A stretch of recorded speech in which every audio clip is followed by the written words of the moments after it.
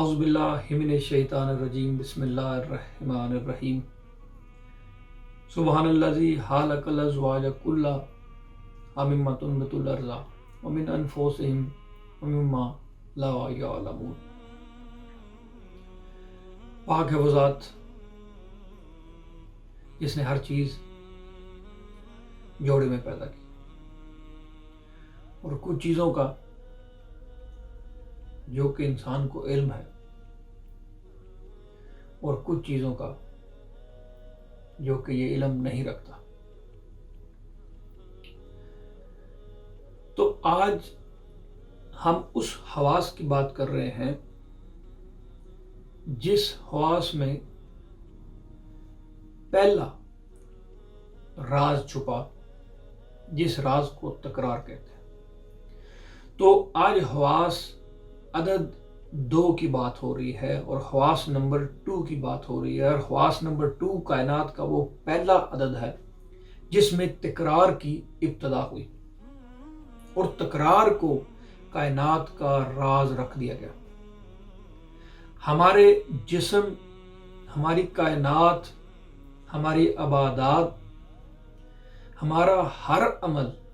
تکرار کے راز میں گھرا ہے۔ عبادت کا تکرار ہے، ڈیلی نمازوں کا سلسلہ ہے،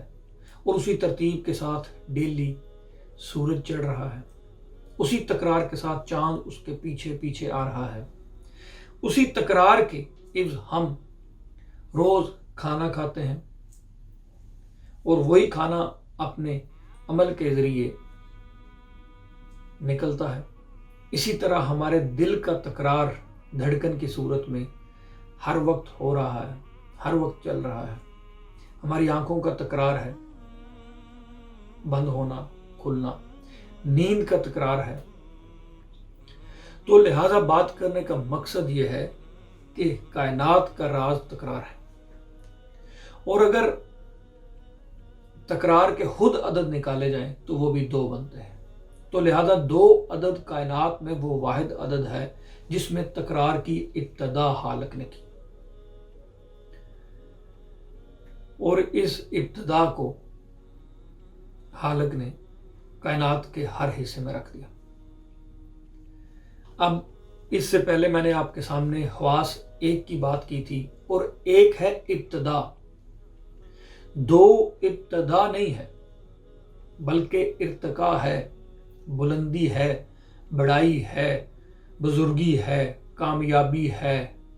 ہر چیز ہے 2 میں، لیکن اس کی ابتدا 1 ہے۔ اور 2 میں جو چیز ہمیں سب سے پہلے ملی وہ 1 کا تکرار، یعنی 1 جب دوبارہ 1 بنا تو وہ 2 بن گیا، اور اس 2 کو تکرار کے ذریعے آگے بڑھایا گیا، اور اس 2 کی تکرار ہمیں 4 میں ملے گی، لیکن میرا موضوع فی الحال حواس نمبر 2 ہے۔ تو اب اس بات کو سمجھ لیتے ہیں یہ کائنات کا راز کیسے ہے، اور اس بات کو بھی سمجھ لیتے ہیں کہ اس میں ارتقا کیسے، اس میں بلندی بڑائی کیسے ہے۔ اور سب سے پہلے تو آپ کے سامنے میں عرض کر دوں، قرآن میں 2 جگہ خالق نے جوڑے کا ذکر کیا، یعنی 2 کی بات ہوئی۔ جہاں 2 کی بات ہوئی وہاں ابتدا ہو گئی، وہاں سلسلہ چل پڑا۔ سب سے پہلے آیت جو آپ کے سامنے میں نے شروع میں بیان کی ہے کہ خالق حکیم اپنی بابرکت کتاب قرآن مجید فرقان حمید میں صاف صاف بیان کرتا ہے، سبحان الذی خلق الازواج کلها مما تنبت الارض ومن انفسهم ومما لا یعلمون، کہ ہر چیز ہم نے جوڑے میں پیدا کی۔ پاک ہے وہ ذات جس نے ہر چیز جوڑے میں پیدا کی، اور کچھ جو زمین سے نکالے،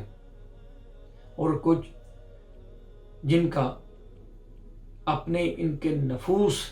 کے ذریعے ان کے سامنے موجود ہے، اور کچھ جن کا انہیں علم نہیں۔ تو یعنی اس میں راز ہے کہ جوڑے میں ہر چیز خلق ہوئی۔ زمین سے نکلنے والے پودوں کے حوالے سے بھی سائنس نے یہ ایجاد کیا کہ یہ بھی ہمیشہ جوڑے میں ہوتے ہیں، اور اس کے آگے کائنات نے ایک اور راز بیان کیا اپنی کتاب میں. سورہ یاسین میں یہ آیت موجود ہے 36، اور اس کے بعد سورہ نجم میں اس آیت کا تذکرہ ہوا جو کہ جوڑے کے حوالے سے دوسری آیت ہے، جس میں حالق اکبر نے کہا انہو حالق الزوجین الذکر والانثى، ہم نے ہر چیز جوڑے یعنی نر اور مادہ میں حلق کی، بے شک وہی ذات ہے. دیکھیں انہو کا جو مفہوم ہے اس میں انا جو عربی کو سمجھتے ہیں جانتے ہیں، وہ اس میں زور پیدا کیا جا رہا ہے کہ بے شک وہی ذات ہے جس نے ہر چیز جوڑے یعنی نر اور مادہ میں پیدا کی. یہاں مزید اس کی تفسیر کو یعنی جوڑے کو بیان کر دیا گیا، نر اور مادہ کا ذکر لایا گیا اور وہ ہر کائنات کا راز بن گیا. نر اور مادہ کی بات آئی تو افزائش نسل بڑھنا شروع ہو گئی. اور ایک راز میں آپ کے سامنے بیان کر دوں، یہ بات چل پڑی ہے تو میں یہ بیان کر دیتا ہوں سب لوگوں کے سامنے. سورہ نجم میں آیت نمبر 45 میں یہ ارشاد پاک ہے، اور کائنات میں قرآن ایک عجیب اپنے اندر مجموعہ رکھتا ہے. یہ بات تو تھوڑی سی ہٹ جائے گی ٹاپک سے، یا شاید ٹاپک میں ہی رہے، کوشش میں کرتا ہوں، لیکن اس میں ایک سبق بھی دے کے جا رہا ہوں اور ایک راز بھی آپ کے سامنے رکھ رہا ہوں، اور آپ اس سے فائدہ اٹھا سکتے ہیں. اور یہ مسئلے بھی ہیں آج کل کائنات میں، اور قرآن میں ہر چیز کا علم حالق نے رکھ دیا. اس کا بھی آگے میں بیان کرنے والا ہوں. اور بات یہ ہے کہ جوڑے کی بات ہوئی سورہ یاسین میں اور سورہ نجم میں. سورہ یاسین میں اس نے اپنی تعریف کے ساتھ حلقت کی بات کی کہ میں نے حلق کیا. پھر سورہ نجم میں حلقت کے ساتھ اس کی تھوڑی سی مزید تفسیر بیان کر دی نر اور مادہ کی شکل میں. اور سورہ نجم وہ سورہ ہے، نجم بیسکلی ستارے کو کہتے ہیں. تو اس آیت میں حالق نے یہ راز رکھا ہے کہ اور یہ واحد آیت ہے جب رسالت مآب صلی اللہ علیہ وآلہ وسلم نے اس آیت کو سر بازار مجمع کے سامنے پڑھا تھا.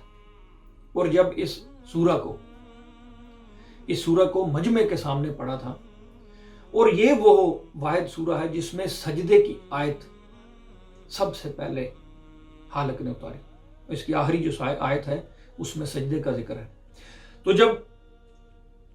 رسالت مآب صلی اللہ علیہ وآلہ وسلم نے اس کو تمام کفار بھی تھے، مسلمان بھی تھے، ماننے والے بھی تھے، منافق بھی تھے، سب تھے، ان کے سامنے اس سورہ کو تلاوت فرمایا. تو جب آخری آیت اس کی پڑھی گئی تو اس میں جب سجدے کا ذکر آیا،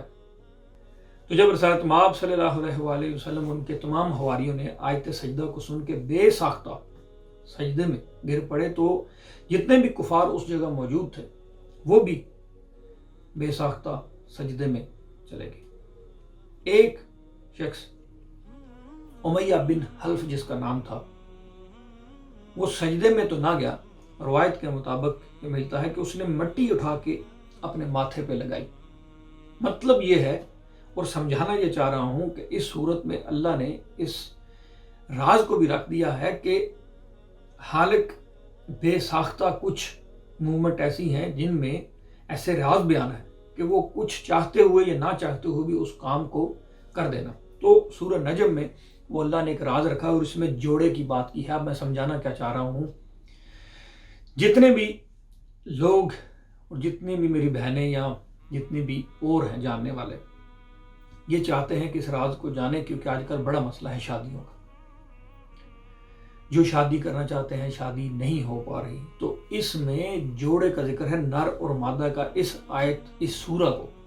آیت نہیں سورہ کو پڑھنے سے ان کی شادی کا مسئلہ کرنے والی وہی ذات ہے حل ہوگا. اور دوسرا اس میں راز یہ ہے کہ بے ساختہ سجدے میں گر پڑے کہ اپنے اوپر کنٹرول نہ رہا. کہ مطلب جب آپ نے کسی چیز کو اپنی طرف گرانا ہے تو وہ بھی اس سورہ میں راز ہے. یعنی جو شادی کرنا چاہتے ہیں اور شادی کرنا چاہتے ہیں، میں نے کبھی اس چیز کو پروموٹ نہیں کیا، کبھی اس چیز کے حوالے سے قدم آگے نہیں بڑھایا کہ ایک شخص شادی کرنا چاہتا ہے اور وہاں کرنا چاہتا ہے جہاں نہ لڑکی والے مان رہے ہیں نہ لڑکی خود مان رہی ہے، اور اور اس چیز کو وہ آگے لاتا ہے کہ میں وہاں کرنا چاہتا ہوں، میرا یہ عمل کا میں حامی نہیں ہوں، نہ اس چیز کو میں پروموٹ کرتا ہوں، نہ میں اس چیز کو پسند کرتا ہوں، نہ میں اس چیز کے حوالے سے کسی کو کوئی گائیڈ کرتا ہوں۔ تو لہٰذا قرآن میں وہ راز موجود ہے، اور یہ راز آپ کے سامنے میں آج رکھ رہا ہوں، اور آپ اس چیز کو جانیں گے، اور آگے جو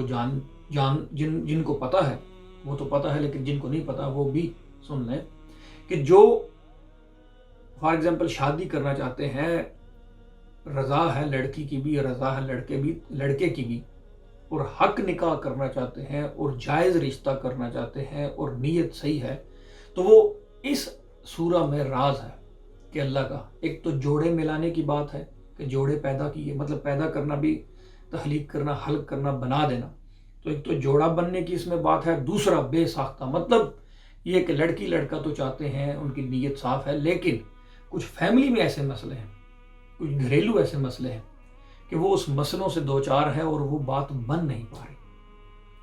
تو وہ بھی اس آیت میں راز ہے، اس سورہ میں راز ہے کہ بے ساختہ سب سجدے میں گر پڑے۔ یعنی کچھ تو وہ تھے جنہوں نے خدا کی خدائی، اس کے وحد لا شریک کی وحدانیت کو یقین کے ساتھ مانتے ہوئے اور ان کے الفاظ کو سمجھتے ہوئے اور اس کی طرف سے حکم نازل سمجھتے ہوئے سجدہ کر دیا، اور کچھ وہ تھے جو نہیں اس کو وحد لا شریک سمجھتے تھے، جو اس کی خدائی کا دعویٰ قبول نہیں کرتے تھے، جو اس کو نہیں سمجھتے تھے، وہ بھی بے ساختہ گر پڑے۔ اور ایک جس کی بات میں امیہ بن حلف کی بات کر رہا ہوں، وہ چاہتا ہی نہیں تھا سرے سے، اور وہ سب جانتے ہیں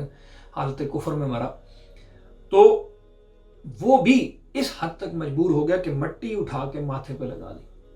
کہ میرے لیے اتنا کافی، یعنی وہ بھی کسی حد تک مجبور ہو گیا۔ کہ مطلب یہ ہے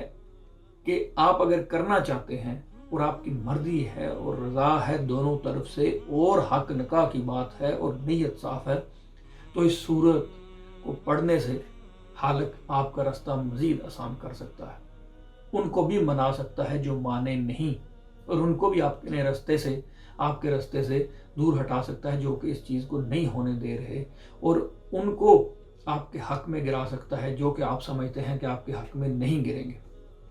تو یہ ایک راز ہے،